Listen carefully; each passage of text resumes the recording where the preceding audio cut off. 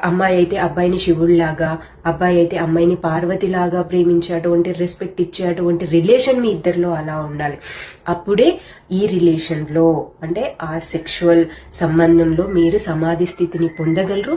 ఆ సమాధి స్థితి ఓన్లీ సెక్స్ చేయడంలో అవ్వదు. అప్పుడు ఏం చేయాలి? సెక్స్ చేస్తున్న సమయంలో శీఘ్ర స్ఖలనం, ఇజాక్యులేషన్ అవ్వకుండా అబ్బాయి కంట్రోల్ చేసుకుంటూ ఆ సమాధి స్థితికి చేరుకునే అవకాశం ఉంటుంది. ఎలా?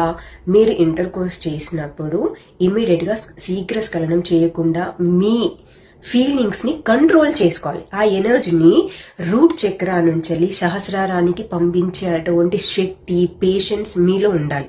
ఎనర్జీ అనేది ఏంటంటే సెక్స్ చేయడం వల్ల, శీఘ్ర స్ఖలనం వల్ల ఏమవుతుందంటే మన ఎనర్జీ అనేది కిందికి వెళ్ళిపోతుంది. మనలో ఉన్న ఎనర్జీని రూట్ చక్ర నుంచి సహస్రారానికి పంపించడం వల్ల సమాధి స్థితి మనము చేరుకోవచ్చు, హ్యాపీగా ఉండొచ్చు. ప్రపంచంలో దీనికంటే సమాధి స్థితిని పొందే అటువంటి హ్యాపీనెస్ కంటే ఇంకా ఏదీ లేదు. ఓకేనా? దీని గురించి ఇంకా నేను డీటెయిల్స్గా నెక్స్ట్ వీడియోలో ఎక్స్ప్లెయిన్ చేస్తాను. అప్పటి వరకు సెలవు.